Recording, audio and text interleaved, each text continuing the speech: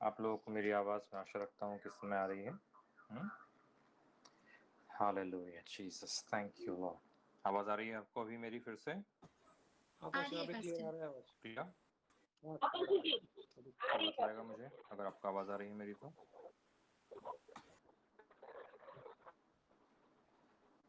Hello hello, clear है check. Pastor, पहले से क्लियर है। आपको आवाज आ रही है मेरी? चलो आवाज अब हाँ आ रही है पास्टर, क्लियर है आवाज। Hello, check check check.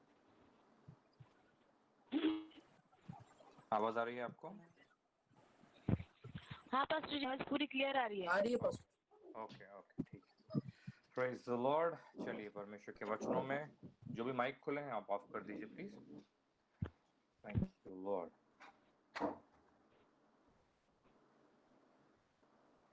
Praise the Lord. चलिए परमेश्वर के वचनों में हम लोग जाएंगे इस समय, और हम लोग चलेंगे बाइबल में कुलुस्सियों की किताब में, कुलुस्सियों की किताब में, और तीसरे अध्याय में जाइए और वहाँ पे वचन 13 जिसे भी मिला हो जरा पढ़िए। कुलुस्सी का रासपत्र, उसका तीसरा अध्याय और उसमें 13 वचन जिसे मिला हो पढ़िए।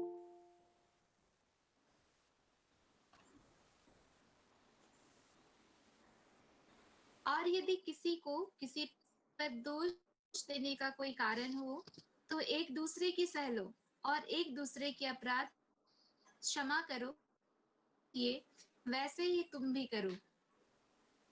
Praise the Lord.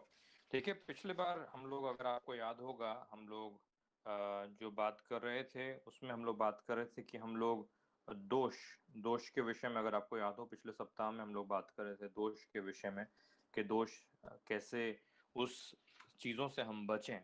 आज मैं एक और महत्वपूर्ण विषय पर आपसे बात कर रहा हूँ इस समय परमेश्वर के वचनों से, और मुझे लगता है ये इतना महत्वपूर्ण और इतना इम्पोर्टेंट विषय है कि आप चाहे कुछ भी इस विषय में कह लें कर लें, हर समय हमारे पास में इस विषय के बारे में सीखने के लिए और भी कुछ ना कुछ बाकी रहेगा। और जो विषय मैं बात कर रहा हूँ आपसे इस समय, वो विषय बड़ा सरल है, आप सभी का जाना पहचाना है। और स्पेशली आपको मैं एक चीज़ कहना चाहूँगा कि चाहे कुछ भी क्यों ना हो जाए मसीहत में, या ये कह लीजिए मसीहत एक चीज़ के लिए जानी जाती है और उसे कहते हैं क्षमा।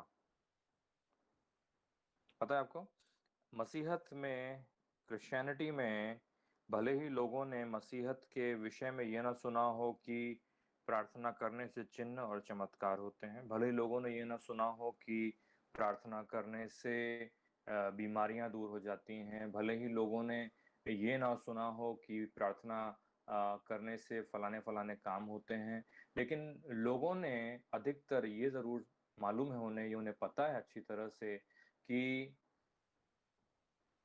जो मसीहत है, मसीहत में क्षमा का एक बड़ा महत्वपूर्ण स्थान है।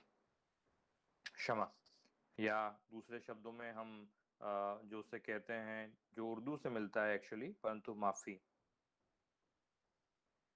क्षमा और माफ़ी, ये दोनों ऐसे शब्द हैं जिनके विषय में पवित्र शास्त्र में बहुत सारी चीज़ें आई हैं, बहुत सारी बातें आई हैं, और कलाम इस विषय में काफ़ी सारी चीज़ों को सिखाता है, और हमें उन्हें देखने की और समझने की आवश्यकता है। क्योंकि आप याद रखिए, मसीहत में भले ही ज़्यादा कुछ आप नहीं जानते हो, ज़्यादा कुछ आप नहीं किसी को बता सकते हो, ज़्यादा कुछ आप सीखे नहीं हो, लेकिन उसके बावजूद एक ये छोटा सा जो सब्जेक्ट है मसीहत में, छोटा सा मैं इसलिए कह रहा हूँ क्योंकि लिखने के लिए बहुत छोटा है, लेकिन देखने के लिए जाएंगे तो इतना बड़ा ये एरिया है कि आपको एहसास नहीं होगा कि आप कितने आसानी से, कितने जल्दी से इन चीज़ों में फंस जाते हैं। पिछले सप्ताह भी मैं एक ऐसे ही विषय की बात कर रहा था, अगर आपको याद है, दोष लगाना, जो जो एरिया है, जो दोष लगाने के विषय में हम लोग बात कर रहे थे, दोष, दोषारोपण, दोष लगाना, उंगली उठाना, वो एक ऐसा ऐसा विषय है जो मालूम नहीं पड़ता, लेकिन लोग उसमें बहुत आसानी से फंस जाते हैं और उसमें पता भी नहीं लगता कि क्या हो गया, कैसे हो गया। तो मैं जो आपसे कह रहा हूँ वो ये कि परमेश्वर के वचनों में छोटे छोटे एरियाज हैं जिनके लिए प्रभु हमको और आपको सिखाता है कि हम सावधानी बरतें, हम उसमें महत्वपूर्ण तरीके से ध्यान दें कि ऐसा ना हो कि हम बहुत कुछ करें और उसके बाद में हमारे साथ में ही प्रॉब्लम हो जाए। क्योंकि हम परमेश्वर के वचनों में जिन बातों को आज देखने जा रहे हैं या देख रहे हैं, वो भी एक छोटे से संदर्भ में है और उसे कहते हैं क्षमा या माफ़ी।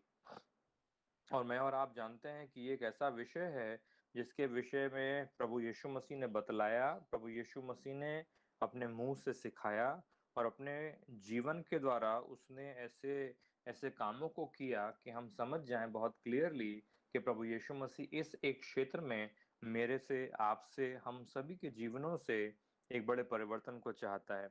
लेकिन उसके बावजूद होता ऐसे है कि कितने ही बार हम इन बातों के अंदर में फंस जाते हैं और इन बातों की जेल में, मालूम है, मैं बात कर रहा हूँ इस समय क्षमा जो है, इसका उल्टा अगर आप देखने के लिए जाएंगे, एक और शब्द होता नहीं है लेकिन मैं सिर्फ लिख रहा हूँ हमारे लिए समझने के लिए, ना क्षमा।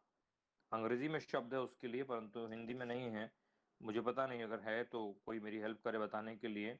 अनफॉरगिवनेस जो हम लोग कहते हैं ना, अनफॉरगिवनेस, मराठी में कोई शब्द है क्या उसके लिए? अनफॉरगिवनेस, क्षमा का उल्टा, क्षमा ना करने वाला या क्षमा ना किया जिसने, उसे कहते हैं अनफॉरगिविंग या क्षमा नहीं करने वाला। और क्षमा नहीं करना जो है, ये इतनी बड़ी जेल में फंस जाने के समान है जिसमें कई बार लोग सालों साल नहीं, कई दशक बीत जाते हैं और इसमें फंसे रह जाते हैं। मुझे अभी भी याद है कि बहुत साल पहले की बात है, मैं किसी एक बहन के लिए प्रार्थना कर रहा था और वो बहन काफ़ी मतलब उम्र में मुझसे काफ़ी बड़ी थी और उनके लिए मैं दुआ कर रहा था और विशेष करके पवित्र आत्मा के दान के लिए मैं उनके लिए प्रार्थना कर रहा था कि परमेश्वर की आत्मा का दान उनको मिले। और मैंने देखा है कि परमेश्वर भरपूरी से अपने आत्मा की बारिश करता है लोगों के ऊपर में। और उनके लिए जब मैं प्रार्थना कर रहा था कि परमेश्वर की ओर से पवित्र आत्मा का वे दान पाएँ, तो बड़े लंबे समय तक मैं प्रार्थना करता रहा लेकिन पवित्र आत्मा की सामर्थ्य में देख रहा कि उनके ऊपर में नहीं उतर रही थी। और मेरे समझ में नहीं आ रहा था कि हो क्या रहा है और मैं अपने मन में परमेश्वर से बात करने लगा। मैंने कहा प्रभु ये क्या है? क्या चीज़ है ऐसा? किस किस वजह से ऐसा हो रहा है? क्या प्रॉब्लम है? क्या इश्यू है? और मेरे को समझ में नहीं आ रहा था। मेरे मन में अचानक से एक बात उठी और वो था ये कि ये बहन ने अपने हस्बैंड के साथ में बड़ी अनबन थी। कई सालों से अपने हस्बैंड से अलग थी वे और बूढ़ी हो चुकी थी और लेकिन अपने हस्बैंड को उनकी गलतियों के लिए उन्होंने क्षमा नहीं किया था। भले ही वे सब बातों में थीं, सब बातों में प्रभु के बारे में पढ़ती थीं, जानती थीं, प्रार्थना करती थी, सब था, लेकिन उसके बावजूद उनके मन के अंदर में एक जो हम लोग अभी इस समय बात कर रहे हैं मालूम है, वो क्षमा का उल्टा, मैं सिर्फ यूज कर रहा हूँ वर्ड, परंतु ये एक्चुअली वर्ड है नहीं पर हमारे समझने के लिए काफी है। ना क्षमा कहने का मतलब है अनफॉरगिवनेस, जो मैं बात कर रहा हूँ। उनके हृदय के अंदर में से उन्होंने अभी तक पूरी तरह से अपने हस्बैंड को क्षमा नहीं किया था, पूरी तरह से उसको माफ नहीं किया था और ये जो चीज थी उनके जीवन में बड़ी बाधा और बड़ी बंदिश बन के रह गई थी। और मेरे मन में उस समय पवित्र आत्मा ने डाला कि इनके मन में बड़ी विचारधारा, बड़ी उत्पुल मची हुई है अपने हस्बैंड को लेकर के। कई साल हो गए, उन्होंने, उनके हस्बैंड ने उनको छोड़ दिया था और हस्बैंड ने उन्हें त्याग दिया। इस कारण से उनके मन के अंदर में बड़ी कठोरता सी आ गई थी, बड़ी अनफॉरगिवनेस सी आ गई थी और वे किसी न किसी उस कारण की वजह से पवित्र आत्मा के दान को प्राप्त नहीं कर पा रहे थे। और जब मुझे पवित्र आत्मा की ओर से वो थोड़ा सा अगुवाई आई और मैंने उस बहन से कहा, तो थोड़ा शुरू में उनको नाराजगी थी, वो नहीं चाहती थी कि क्षमा करें, लेकिन जब उन्हें मैंने समझाया और उनसे प्रार्थना करवाई माफ करने की कि अपने हस्बैंड को आप क्षमा कीजिए, पूरी तरह से दिल से आप उनको आज़ाद कीजिए, उनको पूरी तरह से माफ कर दीजिए कि उन्होंने जो भी किया, उन्होंने जो भी गलती की, जो भी उन्होंने आपका त्याग किया, कोई बात नहीं, जाने दीजिए करके। और वो उतनी देर के लिए छोटी सी प्रार्थना क्षमा के लिए उनसे जो मैंने करवाई, अचानक से 2 मिनट के अंदर में मैंने देखा कि पवित्र आत्मा का दान उस बहन ने पाया और वह अन्य भाषा में प्रार्थना करने लगी। पवित्र आत्मा का अभिषेक उनके ऊपर आ गया। जो मैं आपसे कह रहा हूँ वो ये कि एक व्यक्ति जो जो परमेश्वर के वचन को पढ़ता हो, मतलब जो व्यक्ति बाइबल पढ़ने वाला व्यक्ति हो, जो व्यक्ति प्रार्थना करने वाला व्यक्ति हो, जो व्यक्ति चर्च जाने वाला व्यक्ति हो, जो व्यक्ति और भी तमाम चीजें जो मैं और आप मसीहत में करते हैं, वो सब करने के बावजूद पता नहीं लगता कि कैसे हम इन छोटे-छोटे ट्रैप्स में से फंस करके रह जाते हैं और हमें मालूम नहीं पड़ता कि हमारे जीवन में मालूम बंदिशों के समान बन जाता है, हमारे जीवन में रुकावट के समान बन जाता है। और बाइबल मुझसे आपसे कहती है कि हमारे प्रभु यीशु मसीह ने हमें स्वतंत्रता के लिए स्वतंत्र किया है। मालूम है आपको काहे के लिए? स्वतंत्रता के लिए हमारे प्रभु यीशु मसीह ने हमको क्या किया है? आजाद किया। बाइबल बहुत क्लियरली कहती है। जरा जाइए मेरे साथ में 5वें अध्याय में गलतियों किताब में, गलती करास, मालूम है? गलशियंस की किताब 5वां अध्याय 5 चैप्टर और उसका पहला वचन पढ़िए। गलती करास पत्र उसका 5वां अध्याय और उसका पहला वचन पढ़िए। जिससे मिला हो जरा जोर से पढ़िए।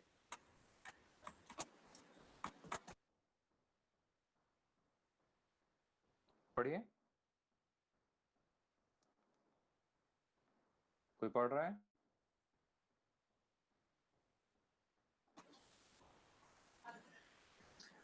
हाँ, मसीह ने स्वतंत्रता के लिए हमें स्वतंत्र किया है, अतः इसी में स्थिर रहो और दासत्व के जुए में फिर से ना जुटो।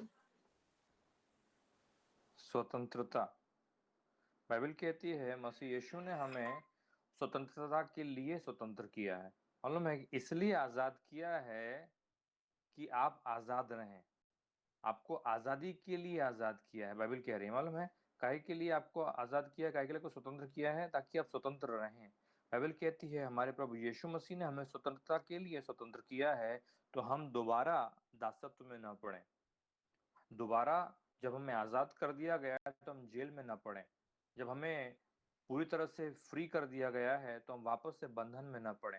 परमेश्वर जो चाहता है कि हम किसी तरह के बंधन में न पड़े। और मैं आपको बतलाऊं, अगर आप प्रभु के वचनों का अध्ययन करें, खास तौर से इस सब्जेक्ट के ऊपर में जो मैं आपसे बात कर रहा हूं कि क्षमा न करना या ना क्षमा, जिस विषय पे हम लोग बात कर रहे हैं, ना क्षमा या क्षमा न करना, ये एक ऐसा विषय है जो एक्चुअली जेल के समान है। ये एक ऐसा विषय है जो मनुष्य के जीवन के लिए, मेरे और आपके जीवन के लिए एक एक जेल खाने, कोठरी की तरह है, कारागाह की तरह है। आप लोग जानते हैं ना कारागाह क्या होता है?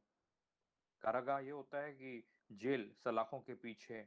और मनुष्य जो है उसे अंदाजा नहीं होता, लेकिन वो अपने क्षमा न करने के एटीट्यूड के कारण, क्षमा न करने के एटीट्यूड के कारण वो व्यक्ति जो है वो एक जेल के अंदर में बंद हो जाता है, उसे मालूम नहीं पड़ता। कितने ही लोग जो कि अच्छे से प्रभु की बातों को जानते हैं, पढ़ते हैं, सुनते हैं, समझते हैं, लेकिन सिर्फ एक छोटी सी इस बात में हम चूक जाते हैं कि हम क्षमा पूरे दिल से अपने किसी भाई को, पूरी तरह से अपनी किसी बहन को मसीह यीशु में हम नहीं कर पाते। हम लोग इस समय पढ़ेंगे एक सुंदर सा वचन, बहुत ही सुंदर सा वचन जो मैं आपसे पहले कह रहा था। कुलुस्सियों की किताब में पढ़िए। कुलुस्सियों कुलुस्सी का रासपत्र 3 अध्याय और वचन 13, जैसे हमने पहले पढ़ा था। जरा जिसे मिला हो पढ़िए उस बात को। यदि किसी को किसी पर दोष देने का कोई कारण हो तो एक दूसरे की सह लो और एक दूसरे के अपराध क्षमा करो, जैसे प्रभु ने तुम्हारे अपराध क्षमा किए वैसे ही तुम भी करो। Praise the Lord. कितना खूबसूरत तरीके से परमेश्वर का वचन में यहाँ पर लिखा हुआ, और मैं आपको बतलाऊं इस समय यहाँ पे लिखा हुआ है। मराठी में किसी को मिला है? जरा पढ़िए जिसे मिला हो मराठी में। 3:13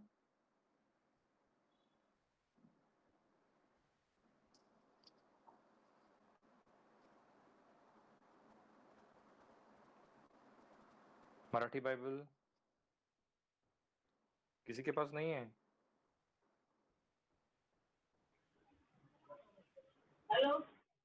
हेलो, हाँ ताई वाचा। एकमेकाचे सहन करा आणि कोणाविरुद्ध कोणाचे गाऱ्हाणे असल्यास आपसात क्षमा करा, प्रभूने तुम्हाला क्षमा केली तशी तुम्हीही करा। Praise the Lord. मैं आपको पिछले सप्ताह, अगर आपको याद हो, मैं आपको कह रहा था कि परमेश्वर के वचनों में बहुत सारी ऐसी चीजें हैं जो कलाम कहता है कि हम उसके समान हैं, लेकिन उसके बावजूद भी हमें उसके समान बनना है। याद आया आपको जो मैं आपसे कह रहा हूँ?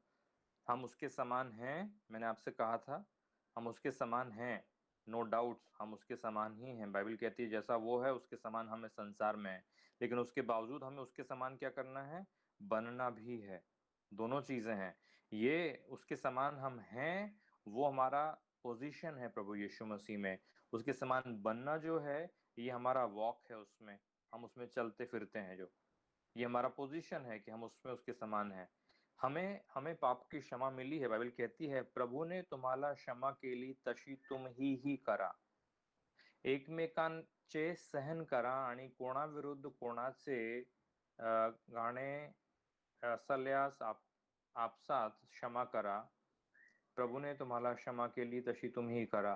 कितना सुंदर लिखा हुआ है। वो कहता है यदि दोष देने का कारण, यदि एक दूसरे के पास कोई है कि उंगली उठाने का कारण है, दोष देने का कारण है, जो हमारे पिछले सप्ताह के विषय के साथ में कनेक्शन में हम आगे बढ़ रहे हैं, तो दोष देने का यदि कारण है किसी को, वो कहता है, तो कहता है एक दूसरे की सह लो। हम लोग बात कर रहे थे, याद होगा आपको, सह लो और एक दूसरे के अपराध क्षमा करो जैसे प्रभु ने तुम्हारे अपराध क्षमा किए हैं। बाइबल कहती है कि आपके अपराध क्षमा हुए, नहीं हुए? हमारे अपराध क्या हुए? क्षमा हुए। मैं और आप में से हर एक ऐसा व्यक्ति है जिसके अपराध पूरी तरह से क्षमा हो गए हैं, नहीं तो मैं और आप प्रभु के सामने उपस्थित नहीं हो सकते थे, हम प्रभु के सामने बैठ नहीं सकते थे, हम प्रभु के सामने उपस्थित होकर के प्रार्थना दुआ भी नहीं कर सकते थे, क्योंकि हमारे अपराध हमारे ऊपर बने हुए थे। बाइबल मुझसे आपसे कहती है कि यीशु मसीह के ऊपर जिसने विश्वास किया है उसका तो उद्धार हो गया, लेकिन जो यीशु मसीह के नाम पर विश्वास नहीं करता उसके ऊपर परमेश्वर का क्या बना रहता है? प्रकोप। प्रकोप बना रहता है, जो प्रभु पर विश्वास नहीं करता। तो हमारे लिए एक जगह है जो हमने उसके प्रकोप से बाहर निकल गए और हम उसकी दया में, हम उसकी क्षमा में, हम उसके उसके अनुग्रह में पहुंच गए। और ये इसलिए हुआ क्योंकि हमने क्षमा को प्राप्त कर लिया। और बाइबल यहाँ पे कहती है कि जैसे प्रभु ने तुम्हारे अपराधों को क्षमा किया, वैसे ही तुम भी एक दूसरे के अपराधों को क्षमा करो। वो कहता है हमने क्षमा पा ली। मालूम है हमने क्या किया? हमने क्षमा पाई। पर मालूम है, क्षमा देने के लिए मत बोलो, ये करने को मत बोलो। चाहिए हमको, आज भी चाहिए, कल जो किया उसके लिए भी चाहिए, अभी जो किया उसके लिए भी चाहिए, लेकिन हम क्षमा करने के लिए, क्षमा देने के लिए तैयार नहीं है। हम लोग जब पढ़ते हैं परमेश्वर के वचनों में कि सेंत में तुमने पाया है और सेंत में दे दो, तो खाली इसका मतलब पैसे की बात नहीं कर रहा है वो। उसका मतलब है बहुत सारी चीजें हैं जो हमने प्रभु से सेतमेत में पाई हैं, और परमेश्वर चाहता है कि हम सेतमेत में उसको दे भी दें। Praise the Lord. तो परमेश्वर के वचनों में इन बातों को देखिए, परमेश्वर के वचनों से इन बातों को सीखिए।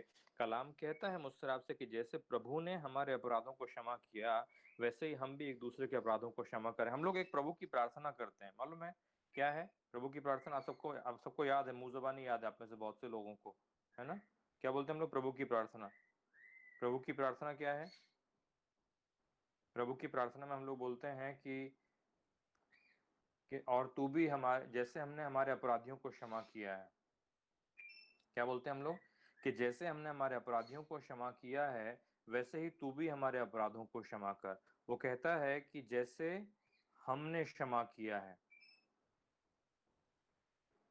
वैसे ही तू भी हमें क्षमा कर। अभी ध्यान से सुनिए जो मैं आपसे कह रहा हूं। ये उस समय की बात है जब कि प्रभु यीशु मसीह क्रूस पर कुर्बान नहीं हुआ था। आप में से हर एक व्यक्ति इस बात को अच्छी तरह से समझता है कि जब प्रभु यीशु मसीह इस धरती के ऊपर शरीर में घूम रहा था, फिर रहा था, सुसमाचार का प्रचार कर रहा था, बीमारों को जब वो चंगा कर रहा था, वो समय ऐसा समय था जबकि प्रभु यीशु मसीह क्रूस पर कुर्बान नहीं हुआ था। और यदि वो उस क्रूस के ऊपर कुर्बान नहीं हुआ था, मतलब अभी भी मालूम है पुराना नियम, ओल्ड टेस्टामेंट, पुराना नियम जो था वो चल रहा था। नए नियम की शुरुआत तब हुई जब उसने उस क्रूस के ऊपर अपने प्राणों को त्याग दिया। उसने कहा कि हे पिता, मैं तेरे हाथों में अपना आत्मा सौंपता हूँ। क्यों? क्योंकि बगैर बगैर लहू के तो नया नियम शुरू नहीं होता। इसीलिए यीशु मसीह ने प्याला उठाकर कहा कि मेरे लहू में नई वाचा है, जब कभी भी तुम इसे पियो तो मेरे स्मरण के लिए यही किया करो। तो हम जो बात कर रहे हैं वो ये कि जब प्रभु यीशु मसीह शरीर में घूम रहा था, चल रहा था, फिर रहा था, प्रभु यीशु मसीह पुराने नियम के समय में था, लोग पुराने नियम के समय में थे, इसलिए अनुग्रह खुला नहीं था अन्य जातियों पर, इसीलिए वे लोग यहूदियों के बीच में ही काम कर रहे थे, इसीलिए गैर यहूदियों के पास तक सुसमाचार आया नहीं था। तो पुराने नियम के उस दशा में मनुष्य की क्षमा तब तक ठीक से हुई नहीं थी और संभव भी नहीं था कि उसकी क्षमा हो जाए। क्यों नहीं हो सकती थी? क्योंकि लहू नहीं बहाया गया था। बगैर लहू बहाए पाप की क्षमा नहीं है। बाइबल कहती है बड़ा स्पष्ट रीति से कि बगैर लहू बहाए पाप की क्षमा नहीं है। और यदि पाप की क्षमा ऐसे नहीं हो सकती थी तो यीशु मसीह का इसी क्रूस पर जाना था। तो जब लहू बहा दिया गया उसके बाद में क्षमा मिली, जब लहू दे दिया गया उसके बाद में मेरे और आपके लिए मैं पाप की क्षमा खुल गई। तो उस समय जब यीशु मसीह को कहा गया कि प्रभु हमको प्रार्थना करना सिखा, तो उसने एक सिद्धांत को बताया और वो सिद्धांत इस प्रकार से था कि जैसे हमने हमारे अपराधियों को क्षमा किया है वैसे ही तू भी हमारे अपराधों को क्षमा कर। क्या मतलब है? मतलब ये है कि उस समय तक मनुष्य की क्षमा, कि मनुष्य को क्षमा मिलेगी या नहीं मिलेगी, इस बात पर निर्भर करती थी कि उसने अपराधों को क्षमा किया है या नहीं किया है। ठीक है, हम लोग भले ही प्रभु की प्रार्थना में इस बात तो कहते हैं क्योंकि हमें मुंह जबानी वो चीजें याद है, अच्छी बात है, प्रार्थना करते हैं, लेकिन अगर सिद्धांत के हिसाब से आप जाएंगे तो वो है पुराने नियम की प्रार्थना, क्योंकि वहां पे वो कहता है कि जैसे हमने हमारे अपराधियों को क्षमा किया है वैसे ही तू भी हमारे अपराधों को क्षमा कर। मतलब जब आप प्रार्थना के लिए खड़े होते हैं तो वो कहता है कि आप क्षमा करके आए हैं, हमने जैसे हमारे अपराधियों को क्षमा किया है। याद रखिए जो मैं आपसे कह रहा हूँ बहुत महत्वपूर्ण, समझिए आप इसे। वो कह रहा है कि जैसे हमने हमारे अपराधियों को क्षमा किया है, रुक जाइए एक मिनट वहीं पे, जैसे हमने हमारे अपराधियों को क्षमा किया है, मतलब आप जब वहां पे खड़े होकर प्रार्थना कर रहे हैं आप पूरी तरह से किसी व्यक्ति को क्षमा कर चुके हैं, उसके बाद ही आपको ये बोलने का हक है कि हमने जैसे हमारे अपराधियों को क्षमा किया, जिन्होंने हमारे खिलाफ में अपराध किया, जिन्होंने हमारे खिलाफ में पाप किया, जिन्होंने हमारे खिलाफ में गलतियां की, वो वो हम पूरी तरह से माफ कर चुके हैं। नहीं तो जब आप प्रार्थना कर रहे हैं तो हम झूठ बोल रहे हैं, क्योंकि हमने क्षमा किया नहीं है, लेकिन हम हमारे मुंह से परमेश्वर के सामने प्रार्थना करके बोल रहे हैं कि जैसे हमने हमारे अपराधियों को क्षमा किया है वैसे तू भी हमारे अपराधों को क्षमा कर। हमने क्षमा ही नहीं किया, मतलब हम झूठ बोल रहे हैं प्रार्थना में। तो मतलब मैं ये नहीं कह रहा कि आप झूठ बोल रहे हैं, पर मैं जो कह रहा हूं वो ये कि परमेश्वर के वचन के हिसाब से जब हम उसके सामने खड़े होते हैं तो हम पूरी तरह से लोगों को क्षमा करके, लोगों को माफ करके उसके बाद में खड़े होते हैं। तब कहने का हमें हक है कि जैसे हमने हमारे अपराधियों को क्षमा किया है वैसे ही आप भी हमारे अपराधों को क्षमा कीजिए। Praise the Lord. तो ये एक जगह है, कौन सी जगह है? पुराने नियम की। पुराना नियम जब चल रहा था, लेकिन जब यीशु मसीह क्रूस पे कुर्बान हो गया, जब हमारे प्रभु यीशु मसीह का लहू बहा दिया गया, हमारा प्रभु यीशु मसीह परमेश्वर का मेमना जो हमारे लिए वध किया जाता है, जो जगत के पापों को उठा ले जाता है, जब वो कुर्बान हो गया तो अब उसके बाद में ये बात लिखी हुई है कुलोसियों की पत्री में, यीशु मसीह के पुनरुत्थान के बाद, क्योंकि अब सब चीजें बदल गई। देखिए अभी आपके समझ में आएगा जो मैं कह रहा हूं, अब सब चीजें बदल गई। वो कहता है जैसे पहले क्या था, हमने क्षमा किया पहले, अब तू हमें क्षमा कर। हमने पहले किया, तू अब हमको क्षमा कर। ये पहले था पुराने नियम में, लेकिन अब के समय में वो कहता है जैसे प्रभु ने हमें क्षमा कर दिया, हमें क्षमा मिल गई, जैसे प्रभु ने हमें क्षमा कर दिया। वो कहता है जैसे प्रभु ने तुम्हारे अपराध क्षमा किए वैसे ही तुम भी करो। तो कहता है अब हमें क्षमा करने के लिए हमारा मोटिव या हमारे पीछे जो कारण है क्षमा करने का, वो ये नहीं है कि हमारे अपराध क्षमा हो जाएंगे जब हम दूसरों के क्षमा करेंगे। वो कह रहा है तुम्हारे अपराध पहले ही क्षमा कर दिए गए हैं, अब तुम भी क्षमा करो जो क्षमा को तुमने पाया है। जो तुम्हारे को परमेश्वर की ओर से माफी मिली है उस माफी को वो कहता है दूसरों तक पहुंचा दो। जो तुम्हें क्षमा मिली है उसको दूसरों तक बांट दो, जो माफी तुम्हारे पास तक पहुंची है उसको दूसरों के हाथों में दे दो। ये एक एक महत्वपूर्ण चीज है मसीहत की, क्योंकि लोगों ने भले ही प्रभु के चमत्कारों के विषय में ना सुना हो, लेकिन बहुत से लोग इस बात को जानते हैं कि वे कहते हैं कि यीशु मसीह के अंदर कुछ तो खास बात थी। क्या खास बात थी? उन्होंने बाइबल नहीं पढ़ी है, लेकिन सारे के सारे संसार को पता है कि क्रूस पर लटके-लटके प्रभु यीशु मसीह ने एक प्रार्थना की, और वो प्रार्थना थी कि हे पिता, ये नहीं जानते कि ये क्या कर रहे हैं। और कहा कि हे पिता, ये नहीं जानते ये क्या कर रहे हैं, इनको क्षमा कीजिए, इनको माफ कीजिए, इनको नहीं मालूम कि ये क्या कर रहे हैं। लोगों को प्रभु की उस क्षमा के एहसास को संसार जानता है, और यदि प्रभु के विषय में कि वो क्षमा करने वाला परमेश्वर है संसार जानता है, और उसके बाद में जब मसीही लोगों के जीवन में हम देखते हैं कि वे क्षमा नहीं करते, तो संसार को इसी वजह से ठोकर लगती है। बाइबल इसीलिए कहती है कि अन्य जातियों के बीच में मेरे नाम का निरादर होता है, मेरी नामधराई होती है। किनके कारण? वो कहता है हमारे कारण। क्यों? क्योंकि हम जिस क्षमा को हमने पाया है उसको हम दूसरों तक बांटने के लिए तैयार नहीं, उसको अपने पास तक हम रखना चाहते हैं। परमेश्वर के वचनों में एक जगह है, मत्ती के सुसमाचार में जाइए मेरे साथ में, मत्ती शुभ वर्तमान, आपका जाना पहचाना जगह है, पहुंचते ही आपको याद आएगा 18वें अध्याय में। मत्ती शुभ वर्तमान, उसमें 18 अध्याय, और 18 अध्याय में मत्ती के सुसमाचार के वचन 21 से आगे लिखा हुआ है। परमेश्वर के वचनों में यहाँ पर मैं जो बात कर रहा हूँ वो है मत्ती का सुसमाचार, मत्ती उसका 18 अध्याय और वचन 21 से लेकर के 35 तक यहाँ पे लिखा हुआ है। आप में से सभी लोगों ने पूरी चीजें आपको पता है, बाद में पढ़िएगा उसे, लेकिन मैं आपको सिर्फ आगे एक छोटी सी घटना में छोटा सा बात कर रहा हूँ। यहाँ पे मिला हुआ है, तब उसके स्वामी ने उसको बुलाकर उससे, हे दुष्ट दास, तूने जो मुझसे विनती, तो मैंने तेरा पूरा कर्ज क्षमा, इसलिए जैसे ही तुझ पर दया की, वैसे ही क्या तुझे भी अपने संगी दास दया नहीं करनी? और उसके उसे दंड देने वालों के हाथ में कि जब तक वो कर्ज न भर दे तब तक उनके, जो मैं आपसे बात कर रहा हूँ वो कह रहा है यहाँ पे, आप पूरा घटना को या पूरे दृष्टांत को बाद में जरूर पढ़िएगा। परमेश्वर के वचनों में इस व्यक्ति ने क्षमा को पाया, इसका कर्ज जो था वो क्या कर दिया गया? माफ कर दिया गया। पर इसने दूसरों के पास तक उस माफी को नहीं पहुंचाया। इसने खुद तो पाया लेकिन दूसरों को नहीं दिया।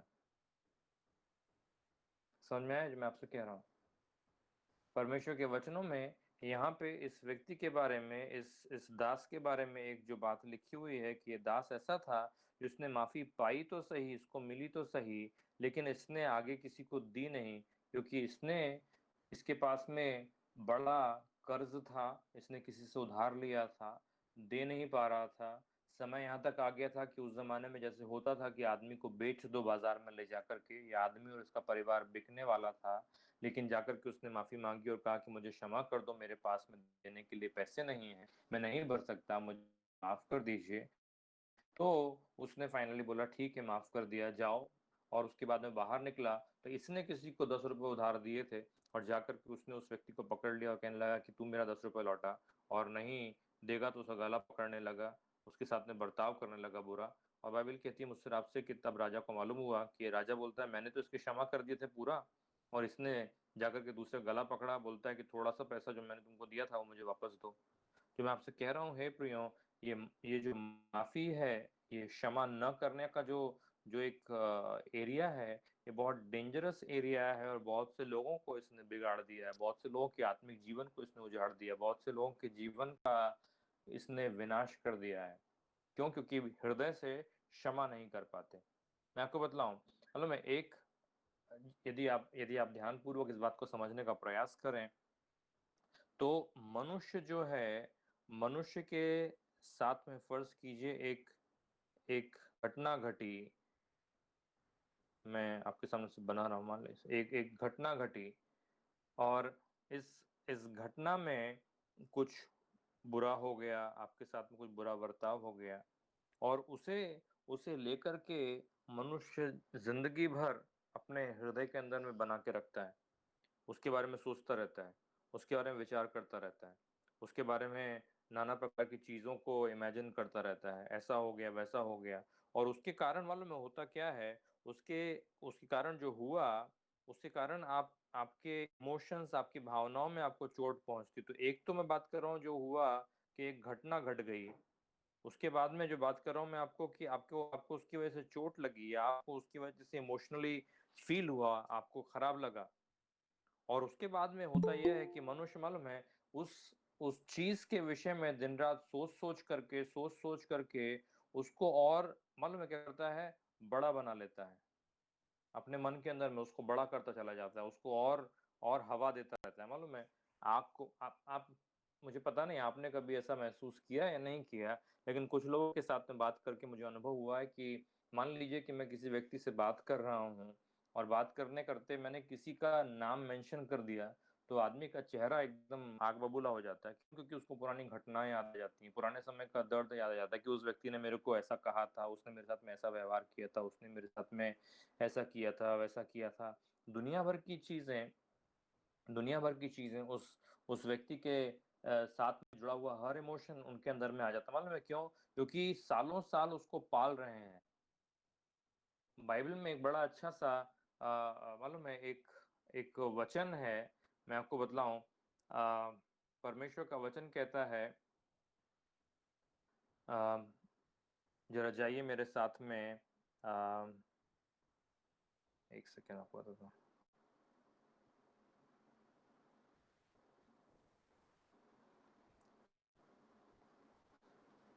मरकुस में 6वां अध्याय और उसका 19वां वचन।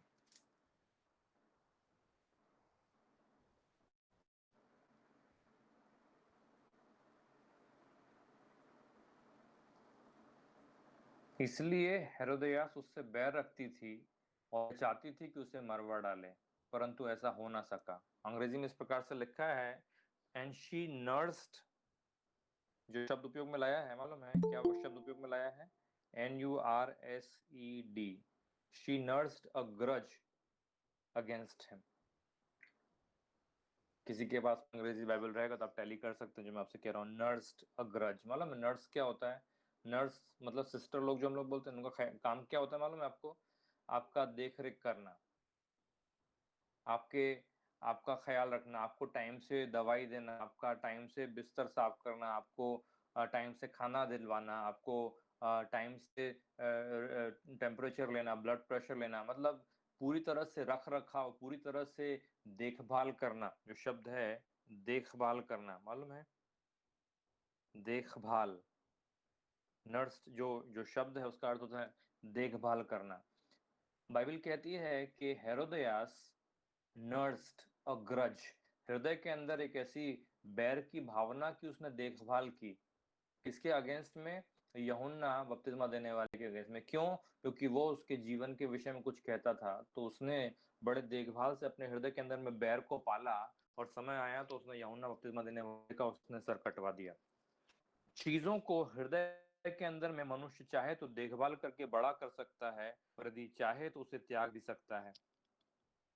जो मैं आपसे बात कर रहा हूँ इस समय, कि कई बार लोग जो हैं मालूम है उसमें फंस करके ऐसे रह जाते हैं, मालूम नहीं पड़ता। और बड़ा हो जाता है जब चीजें हृदय के अंदर में, तो मौका मिलते ही मालूम है क्या होता है? मौका मिलते ही वो बाहर निकल जाता है। मतलब हमारा हमारा शरीर में उसके अगेंस्ट में व्यवहार, मैं आपसे कह रहा हूँ मालूम है 4 पिलर की बात मैं कर रहा हूँ। मालूम है 4 पिलर, मैं 4 पिलर की बात कर रहा हूँ। 1 2 3 4, ये 4 पिलर जो मैं बात कर रहा हूँ, एक्चुअली जो घटना घटी वो पहला, उसकी वजह से हमें जो इमोशनली फील हुआ या हमारा जो अनुभव हुआ वो दूसरा, तीसरा उसको हृदय में लेकर के बैठे रहते हैं, उसको बड़ा करते चले जाते हैं, वो तीसरा। और चौथा कि हम उसके बर्ताव कर देते हैं, बर्ताव कर देते हैं। बाइबल कहती है मुझसे आपसे, जब ये हाल ही में हमने पढ़ा कोलोसियों की पत्री में, मालूम है ये सब जो मैं आपसे बात कर रहा हूँ इन दिनों में मैं बात कर रहा हूँ मालूम बहुत प्रैक्टिकल चीजों की, क्योंकि आत्मिक बातों को हम, हो सकता है समझते हो, जानते हो, एक तरफ चल रहा है धनंजय पास्टर आपसे बात कर रहे हैं कुछ बातों के विषय में, आत्मिक बातों में बढ़ते चले जाइए, लेकिन साथ ही साथ में प्रैक्टिकली हमें कैसे अप्लाई करना है बाइबल की शिक्षाओं को, पवित्र शास्त्र की चीजों को, कलाम में लिखी हुई इन बातों पर कैसे हम समझ करके अपने जीवन में लागू कर सकते हैं ताकि हमारा जीवन और बेहतर बनने पाए, उसके उसके संदर्भ में मैं आपसे बात कर रहा हूँ। क्योंकि क्षमा न करने वाले आप ढूंढने जाएंगे तो कई लोग आपको मिल जाएंगे, और ये हम बात कर रहे हैं ऐसे लोगों की जिन्होंने यीशु मसीह के कुर्बानी के कारण अपने जीवन में पूरी क्षमा को पाया है, और उसके बाद में हम क्यों क्षमा ना करें। हेरोदियास के समान जैसे वो मन के अंदर में बैर की देखभाल कर रही थी, उसको नर्स कर रही थी, उसको बड़ा कर रही थी, पाल पोस रही थी, और मौका मिला जैसे ही कि हेरोदियास की बेटी ने डांस किया, नाचा, और राजा प्रसन्न हो गया, और राजा ने बोला कि मांग ले, तेरे को क्या मांगना है, आधे किंगडम तक तेरे को जो चाहिए मैं दे दूंगा। तो वो जो देखभाल के पाल पोस के हृदय के अंदर में जो बैर की भावना को बड़ा किया था, उसको मौका मिल गया बर्ताव में पलट के आने के लिए, व्यवहार में पलट के आने के लिए कि क्या किया जाए। बाइबल कहती है, मालूम है क्या कहा उसने? वो बेटी गई अपनी माँ के पास में कि राजा ने बोला है जो कुछ चाहिए मांग लो, क्या क्या मांग लूं, क्या मांग लूं मम्मी, क्या मांग लूं? बाइबल कहती है माँ ने बोला एक काम कर, यूहन्ना बपतिस्मा देने वाले का सर अभी के अभी थाली पे लाके मेरे को दे दो, ये मांग लो। और जो उसने अपने हृदय के अंदर में बैर की देखभाल की थी, नर्स किया था, बड़ा किया था, और हृदय से जाने नहीं दिया था कि उसने मेरे को कैसे बोला कि मैं जो कर रही हूँ अपने ये हेरोद के साथ में जो रहती हूँ ये एक्चुअली व्यभिचार है। जो उसको हर्ट हुआ था, जो उसको चोट पहुंची थी घटना के कारण, भले ही वो सत्य थी, ये पूरी की पूरी घटना सत्य थी, लेकिन उसके बावजूद उसने पश्चाताप करने की जगह में बुरा व्यवहार किया और यूहन्ना बपतिस्मा देने वाले को मरवा डाला। जो मैं आपसे कह रहा हूँ वो ये कि उसके पास तो, उसको तो पाप के विषय में अगर बोला जाए तो बुरा लगता था, इसकी वजह से उसको चोट और उसको बड़ा किया, नर्स किया, देखभाल की, और उसका बदला उसने ले लिया। मैं जो बात कर रहा हूँ, कई बार वैलिड रीजन नहीं है, कई बार वास्तविक कारण नहीं है, लेकिन उसके बावजूद भी काफी सारी चीजों के पीछे फंस करके रह जाते हैं और उस जेल में बंद हो जाते हैं जिनकी ये 4 पिलर है मैं जो बात कर रहा हूँ, ये 4 सरियां हैं जिसके पीछे में लोग बंद हो जाते हैं कि क्या हुआ था उससे हमको, जो घटना की बात कर रहा हूँ, पहला क्या हुआ था, पहला, फिर हमें कैसा उससे महसूस हुआ या हमारा अनुभव क्या हुआ, उसके बाद में उसके बारे में दिन रात सोचते रहते, उसके ऊपर ध्यान करते रहते, और उसके बाद में जैसे ही मौका मिले एक रिएक्शन उसका हम दे देते हैं।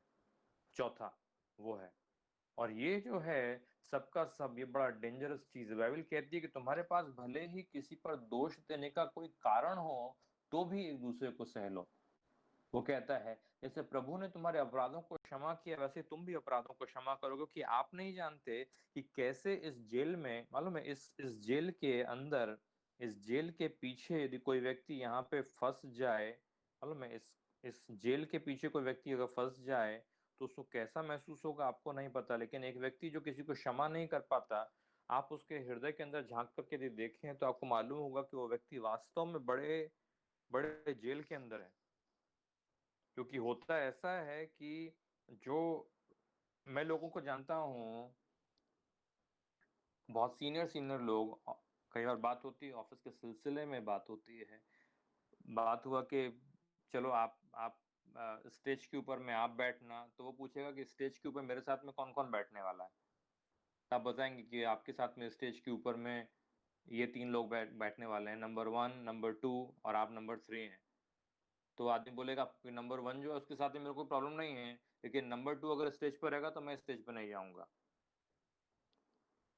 और बड़े बड़े प्रसिद्ध लोग, बड़े बड़े हस्तियां, आपको मालूम नहीं पड़ता कि कैसे ये नाक्षमा के बंधनों में फंस करके रह जाते हैं कि एक दूसरे को सुहाते नहीं, एक दूसरे को फूटी आंख देखना पसंद नहीं करते, एक दूसरे के ऊपर में तीक्ष्ण वार करते रहते हैं, और बेकार में उस बंधन के अंदर में रह जाते हैं पूरे जीवन भर। ये समझ में नहीं आता कि क्या है। हे प्रियो, जो आवश्यक है मुझे और आपको, हम सभी को, वो है कि हमने जब प्रभु की ओर से उस क्षमा के स्वाद को चखा है कि जब हम पापी ही थे, यीशु मसीह ने हमारे लिए प्राण दे दिया। जब प्रभु यीशु मसीह ने हमको पूरी तरह से क्षमा कर दिया है, तो हम क्यों ना एक दूसरे के अपराधों को क्षमा करें। क्या हुआ यदि किसी ने आपके खिलाफ कुछ बोल दिया? क्या हुआ यदि किसी ने आपको कुछ कह दिया? क्या हुआ यदि किसी ने आपके साथ में कुछ व्यवहार कर दिया? क्या हुआ यदि कोई बात हर्ट हो गई? क्या हो गया? मालूम है, मुझे और आपको इन इन बातों में बढ़ने की आवश्यकता है, नहीं तो लोग एक दूसरे की गलतियों को लेकर के वर्षों बैठे रहते हैं। वर्षों, मैं बात कर रहा हूँ आपसे वर्षों। 5 साल पहले ऐसा हुआ था, 10 साल पहले ऐसा हुआ था। मुझे अभी भी याद है, मैं एक कई साल पहले की बात है, एक एक विवाहित जोड़ा को मैं काउंसल कर रहा था। वो किसी और जगह कलीसिया में जाते थे, लेकिन मुझे विषय में मालूम हुआ कि उनके में कुछ प्रॉब्लम चल रहा है, तो मैं उनको समझा रहा था। उनके ही बेडरूम में बैठ करके वो दोनों को मैं समझाने की कोशिश कर रहा था। और मालूम है, मेरे हृदय में एक चीज़ जो बढ़ कर के आई थी, मुझे अभी भी याद है। मैंने उनसे कहा कि आपको लगता है कि आपके अपराध क्षमा हो गए, यीशु मसीह ने आपको माफ़ कर दिया? तो हस्बैंड बोलता है कि हाँ, मुझे मालूम है कि प्रभु यीशु मसीह ने मेरे तमाम अपराधों को क्षमा कर दिया, हर गलतियों को उसने माफ़ कर दिया।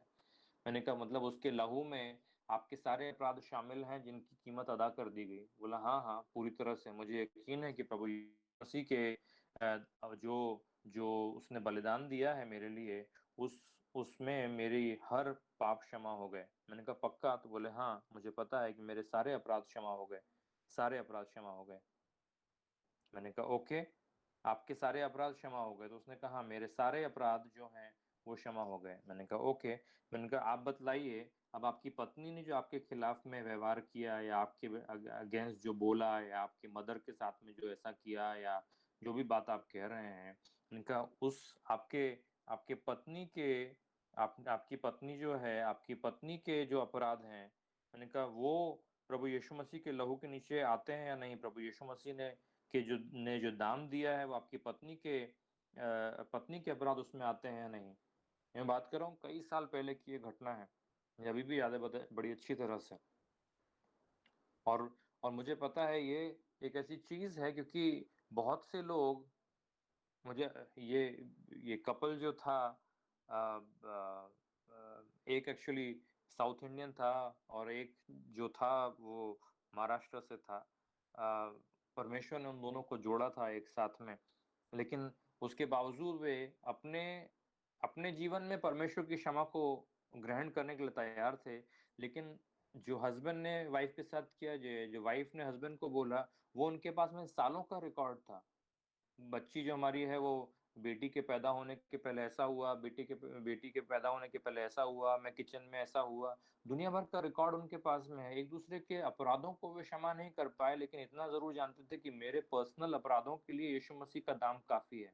यदि हम प्रभु यीशु मसीह के बलिदान को इस तरह से देख सकते हैं कि मेरे पापों के लिए वो कुर्बान हुआ और मेरा हर अपराध उसने क्षमा कर दिया, मेरी हर गलती उसमें कवर है, तो क्या किसी दूसरे की सारी गलतियां उसमें कवर नहीं है? सोचने वाली बात है। किसी और की अपराध क्या उसमें कवर नहीं है? आपके खिलाफ किसी ने कुछ कहा होगा, आपके खिलाफ किसी ने कुछ किया होगा, आपके खिलाफ में किसी ने कुछ बर्ताव किया होगा। हो सकता है जानबूझकर, कई बार तो काफी सारी चीजें ऐसी होती हैं जो हमें लगता है कि जानबूझ के किया जा रहा है, पर होता नहीं है। कई बार ये सिर्फ हमारे हृदय का विचार होता है कि किया जा रहा है, पर कई बार अनजाने में भी काफी सारी चीज हो जाती है, अनजाने में। पर चाहे अनजाने में हो चाहे जानकर हो, दोनों ही सूरतों में किया हुआ हर बात, कही गई हर बात, चाहे आज की हो या सालों की हो, हम यदि ये विश्वास करते हैं कि मैंने जो किया वो क्षमा हो गया, तो क्या जो दूसरा व्यक्ति है, चाहे वो प्रभु में हो चाहे नहीं हो, लेकिन दोनों ही व्यक्तियों के तमाम अपराधों के लिए प्रभु यीशु मसीह कुर्बान हुआ या नहीं हुआ? यदि हुआ है, प्रभु के नीचे उसकी भी गई की गई हो, हर गलतियों की प्रभु यीशु ने अवेलेबल करा दी गई है, तो हमारे पास में उसे क्षमा न करने के लिए क्या अधिकार रह जाता है? मुझे पता है हम लोग मालूम है कहाँ फंसते हैं। हम लोग मालूम है फंसते हैं जिस जगह पर, वो फंसने वाली जगह का नाम है मालूम है, हमारी भावना। हमारी भावनाओं के वश में हम लोग फंस जाते हैं। हमें महसूस जैसा होता है ना, हमें खराब लग रहा है, हमें वो मेरे साथ में ऐसा कैसे कर सकता है, उसने मेरे को ऐसा कैसे बोल दिया, उसने मेरे को वैसा कैसे बोल दिया। तो लोग कई बार रात रात भर सो नहीं पाते हैं, सिर्फ इस बात को स्मरण करके उस व्यक्ति ने आज मेरे को ऐसा बोल कैसे दिया। जेल नहीं है तो क्या है, बंधन नहीं है तो क्या है, बंदिश नहीं है तो क्या है। मालूम है आपको, मालूम नहीं बंधन मतलब ये नहीं कि कोई दुष्ट आत्मा की जकड़ ही होना चाहिए।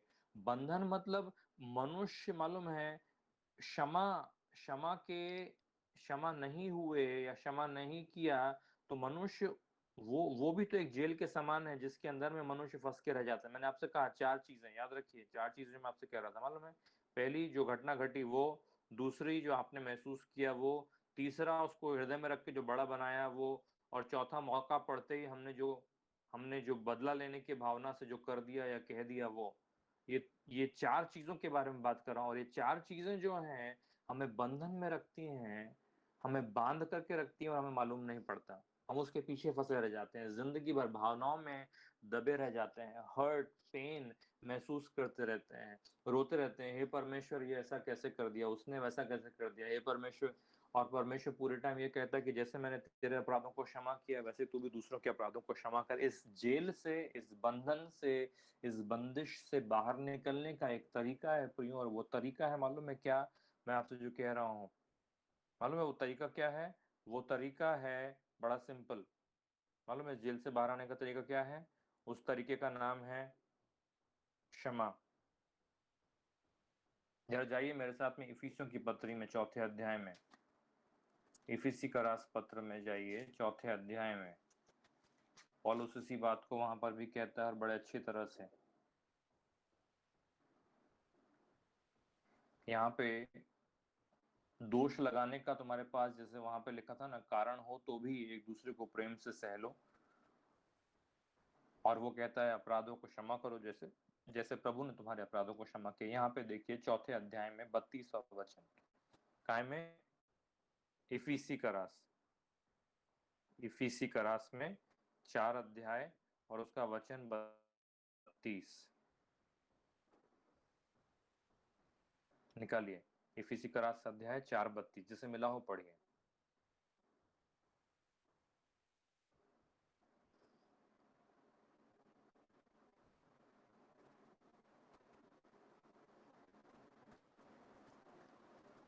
आणि तुम्ही एकामेकांबरोबर उपकारी व कणवालू व्हा, जशी देवाने ख्रिस्ताची ठाई ठाई तुम्हाला क्षमा केली आहे तशी तुम्ही एकमेकांना क्षमा करा।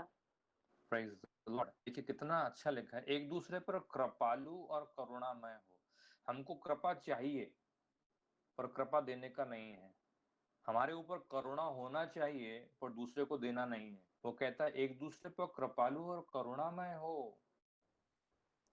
प्रभु का मार्ग मालूम है, इसी यही करते करते मालूम है आपका फ्लैश, आपका शरीर जो है क्रूस पे चढ़ा दिया जाता है। ये करने में ही बड़ा तकलीफ होता है अंदर। मनुष्य मालूम है अंदर से तिलमिला जाता है लेकिन याद रखिए तिलमिलाने की जरूरत नहीं, क्योंकि परमेश्वर के आत्मा की सामर्थ आपको दी गई है जिसके द्वारा आपके लिए क्षमा करना संभव है। Praise the Lord.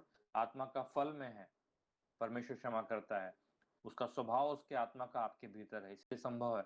एक दूसरे पर कृपालु बनो, वो कहते हैं एक दूसरे पर करुणामय बनो। जैसे परमेश्वर ने मसीह में तुम्हारे अपराध क्षमा किए हैं वैसे ही एक दूसरे के अपराध क्षमा करो। Praise the Lord. बड़ा सुंदर लिखा है ना। वो कहता है कृपालु बनो, कृपा करो, करुणा करो, जैसे तुम्हारे अपराध क्या किए गए हैं, क्षमा किए गए हैं, वैसे तुम भी एक दूसरे के अपराधों को क्षमा करो। मालूम है आप और मैं जो पढ़ रहे थे मालूम है मत्ती के सुसमाचार में 18 अध्याय में एक सुंदर सी बात मैं आपसे कहते कहते रुक गया। वापस उसके बारे में कहना चाहूंगा और बाद में फिर करेंगे, हम प्रार्थना करेंगे। ये बहुत बड़ा विषय है क्षमा के बारे में। मैं शॉर्ट में आपसे बात कर रहा हूँ। 21वां क्या पढ़े 18 अध्याय पतरस ने, हाँ ठीक है, हे प्रभु यदि मेरा भाई अपराध करता रहे तो मैं कितनी बार क्षमा, क्या सार्थक? Praise the Lord. वो कहता है कि हे प्रभु कितने बार करूं, 7 बार कोई मेरे खिलाफ में पाप कर रहा है, कोई मेरे खिलाफ में बात कर रहा है, कोई मेरे बारे में बोल रहा है, वो कह रहा है कितने बार क्षमा करूं? 7 बार काफी है क्या? यीशु मसीह ने बोला, मैं तुझसे, क्या कहता है, यीशु ने कहा, मैं तुझसे ये नहीं कहता कि 7 बार, वरन 7 बार के 70 गुने तक। हेलो, वो क्या कहता है, वो कहता है 7 बार लगा कि बड़ा काम कर लूंगा मैं, वो कहता है 7 बार से, वो कहता है 70 गुना, वो कहता है इतने बार क्षमा कर। मालूम वो कह रहा है, उसका मतलब है ये नहीं कह रहा कि 490 बार क्षमा कर के बारे में बात नहीं कर रहा। वो जो बात कर रहा है वो कह रहा है कि क्षमा कर, कोई बात नहीं। क्यों? क्योंकि हमको भी तो अनगिनत क्षमा चाहिए। हम में से कितने लोग इस बात को जानते हैं कि आपको आपके आखिरी श्वास लेने तक प्रभु की दया, प्रभु की कृपा, प्रभु की करुणा, प्रभु का अनुग्रह, प्रभु की क्षमा की आवश्यकता रहेगी हमारे जीवन के आखिरी श्वास तक, हम सबको लगेगी। इसीलिए वो कहता है कि क्षमा करो।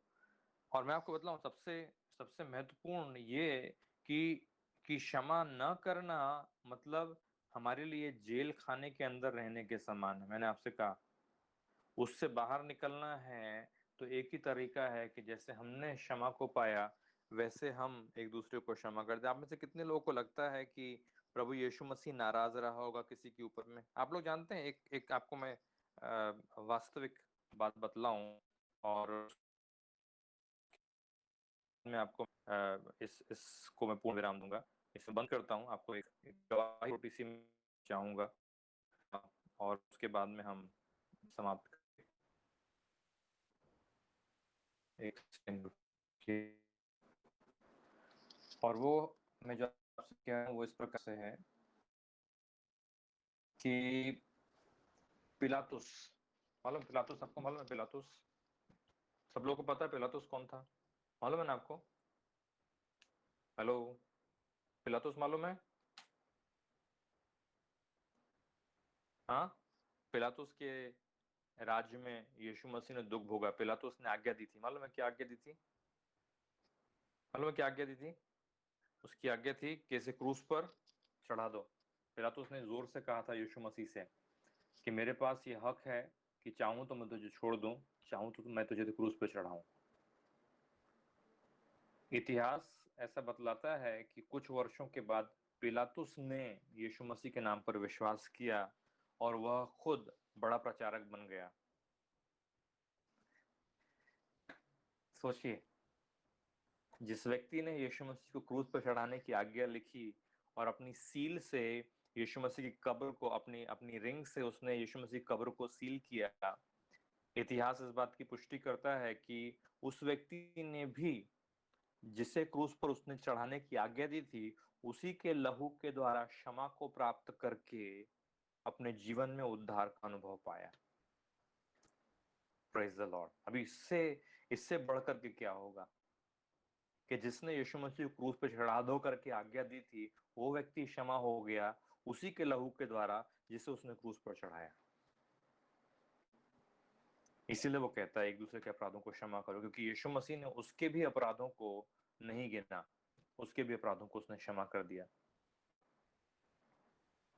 आपके आपके खिलाफ लोगों ने किया होगा थोड़ा बहुत छोटा मोटा इधर उधर का, जाने दीजिए, उन बातों को पीछे रख करके आगे बढ़िए प्रभु में। एक दूसरे को क्षमा करो, प्रेम से एक दूसरे की सह लो, करुणा और दया करो, करुणा और दया को बरसाओ और प्रभु में आगे बढ़ते चले जाइए। पूरी तरह से क्षमा कीजिए और प्रभु के अनुग्रह को न सिर्फ पाइए अपने आप तक, बल्कि उसे दूसरों तक पहुंचाइए भी। क्योंकि याद रखिए, ऑफेंड होने के या बुरा मानने के आप ढूंढने जाएंगे 5 तरीके तो आपको 500 तरीके मिलेंगे। आप ढूंढने जाएंगे एक मौका तो आपको 1000 मौके मिलेंगे, क्योंकि कोई भी सिद्ध नहीं है, कोई भी व्यक्ति परफेक्ट नहीं है। हम सब सीख रहे हैं, हम सब बढ़ने की कोशिश कर रहे हैं, हम सब आगे जाने की कोशिश कर रहे हैं। और मौके यदि हम ढूंढेंगे बुरा मानने के या हर्ट होने के, तो एक की जगह पे सैकड़ों मिलेंगे। लेकिन उसमें फंस करके हम जेल में बंद हो जाएं या हम उसमें क्षमा करके अपनी आज़ादी में चलते चले जाएं, क्योंकि आज़ादी के लिए हमारे प्रभु ने हमें आज़ाद की, स्वतंत्रता के लिए हमें स्वतंत्र किया गया है, इस बात को समझें, है ना। हमारा आत्मिक जीवन बेशकीमती है और हम नहीं चाहते कि कोई भी चीज हमारे आत्मिक जीवन को बर्बाद कर दे। इसीलिए मैं आपसे छोटे छोटे पॉइंट्स के बारे में बात कर रहा हूँ कुछ हफ्तों से। जो छोटी छोटी चीजें हैं हमें मालूम नहीं पड़ती हैं, लेकिन अपमान के बारे में हम लोग बात कर रहे थे, दोष के बारे में हम लोग बात कर रहे थे, फिर आज हम क्षमा के बारे में बात कर रहे हैं। ये छोटी छोटी चीजें हैं, ये छोटी छोटी चीजें हैं जो हमारे आत्मिक जीवन को पोटेंशियली डिस्ट्रॉय कर सकती हैं, खत्म कर सकती हैं। और यदि हम इन बातों पर ध्यान दे दें तो हमारे आत्मिक जीवन को फलने से, फूलने से और बढ़ने से कोई रोक नहीं सकता। Praise the Lord, hallelujah, amen, praise the Lord. तो चलिए हम लोग प्रार्थना करेंगे और प्रार्थना करके आज की इस सभा को हम लोग समाप्त करेंगे। Praise the Lord, hallelujah.